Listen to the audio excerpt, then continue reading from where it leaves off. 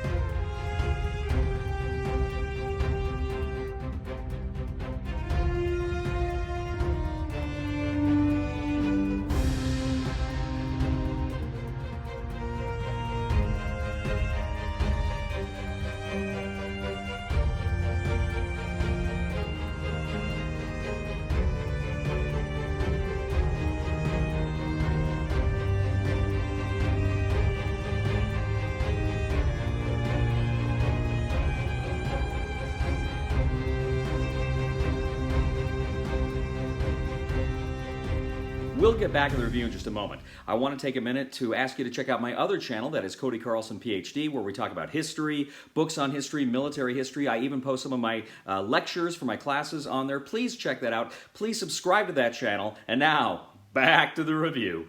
In Crusader Rex, one player takes on the role of the Franks as they attempt to establish the Outremer kingdoms, and the other takes on the role of the Saracens as they attempt to expel the Crusaders.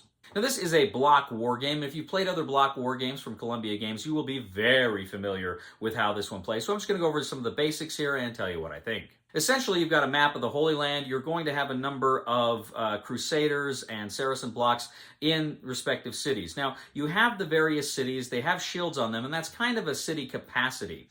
And that's going to be important later. But you can have any number on there just to begin, but during battles, that will be very important.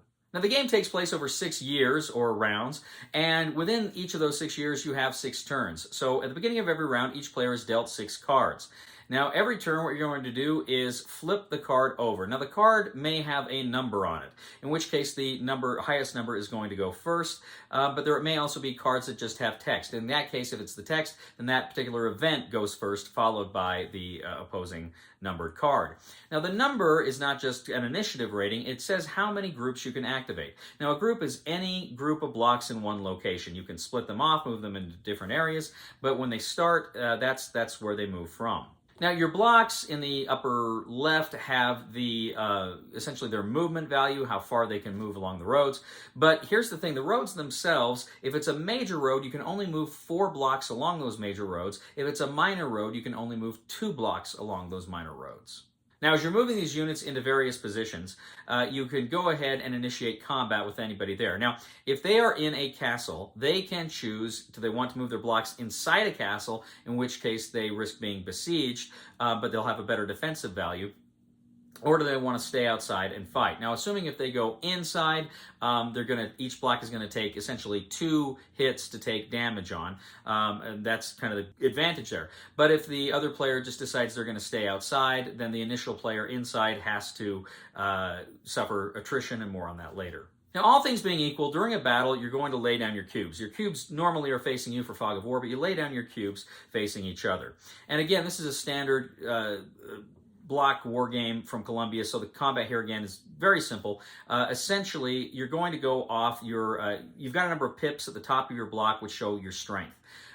You've got your combat rating, and that's going to be, an A, B, C. So what's going to happen is, all things being equal, the defender will go first, but you got to go by classes. So who's ever got the A, if they both have A's, the defender goes first, but if the attacker has an A and the defender doesn't, then that A from the attacker goes first. Now, you're going to roll a number of die equal to your pips. So let's say you've got 4 pips, you've got an A2, 4 pips. You're going to roll 4 die, they got to hit at a 2 or a 1. So you're going ahead, you're having these roll-offs, and you can go through a complete round, but you can also decide if it's your turn, instead of rolling, you can choose to retreat if you think that's the better option. Now, as the blocks, of course, rotate, there's fewer dice that they can roll, and if they are their last pip is exhausted, they're on their last pip and they get a hit, they are taken off the board. Now, all of your units that are off the board, some others, are kind of in a face-down draw pool. So you go ahead, you take any of those casualties, you put them in your face-down draw pool. Now, you also have a muster move, which allows you to move several different units from different locations to one central location. And the Franks also have C move. If they can move essentially from one city with a port symbol on it to another city with a port symbol on it, provided there are no enemy there. Now, after combat, you have the draw phase. You can draw a block from your draw pool. Now, the Saracens can go ahead, they can take that, they can place it wherever it says to place it. For the Franks, they can do the same thing, but many of them are going to have to kind of come off the board. There's spaces for the reinforcements. Some of them can immediately go there and then come on the board. Some of them have to kind of go into the sea, then into those spaces, and then when they're all collected, then they all collectively can move into the board that way. Now, if any units are besieged, they're going to have to roll for attrition. If they hit certain numbers, they are going to be reduced one step. Now, finally, the sixth turn is the winter turn. You're going to have to move all your units back to castles for the winter. There is no attacking. There's no drawing during the winter phase, except if you play a card that specifically says, winter campaign or whatever, you can go ahead and do the move according to that card.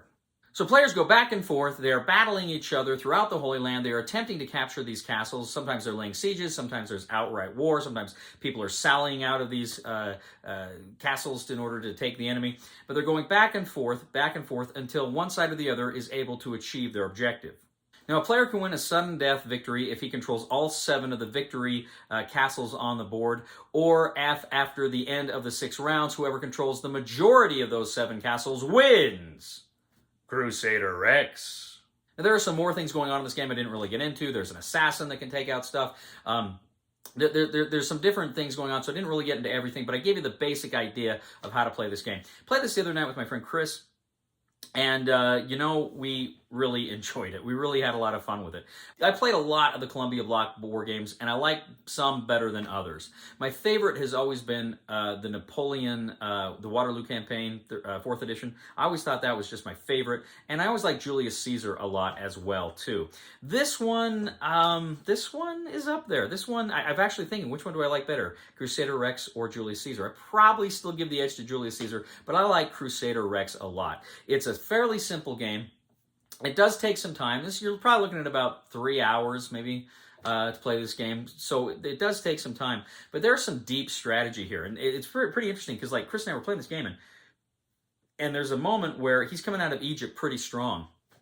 But I had one unit in Jerusalem. There had already been a battle at Jerusalem. This unit's got 1 step. But I'm kind of getting scared of him massing toward Jerusalem again. So I actually send this one unit around where he's left Egypt completely blank. So he has to pull forces away from that mass in order to protect Egypt, which was exactly what I was hoping he would do, because for very little cost to me, because it was only 1 step, he has to pull his guys back. So it was... Stuff like that is frequent. It's this bluff and double bluff, and how much strength do you have? And am I moving because I really want to take something, or am I moving just to threaten something to force the enemy to do something else here? But the game is filled with that kind of strategy and that kind of thinking. It's really, really good. It's really well done. And I know this game's been around for a while, but this is the first time I'm playing it, and I'm wondering why I didn't play it sooner. Really, really enjoyed Crusader Rex. One of the better games of the Columbia War Game series, and that's saying something because they're all good, but this one's just really good. Really enjoyed Crusader Rex. Really got a big kick out of it. Recommendation for the discriminating gamer for Crusader Rex is buy it. Well, ladies and gentlemen, thank you once again for joining us today on The Discriminating Gamer. As always, we ask you to please leave a comment for us on YouTube, on Board Game Geek, on our Facebook page, or on thediscriminatinggamer.com. We ask you to please like us on Facebook, subscribe to us on YouTube, and follow us on Twitter. And I'd also ask you, ladies and gentlemen, to please check out my other channel, that is Cody Carlson, PhD, where we talk about military history, books on history. I'm currently uploading my World War II lectures on that site. Please check that out, and please subscribe to that channel. That would mean a lot to me. I'd also ask you, ladies and gentlemen, to please go ahead and give a thumb to this video on Board Game Geek, because that helps us out a lot as well. And if you are a fan of the channel and you'd like to help support us, please consider clicking on the Super Thanks button here on the YouTube page. That would help us out a lot as well. You know, ladies and gentlemen, speaking of knights, I recently heard that Kit from Knight Rider was writing his life story. It's an autobiography.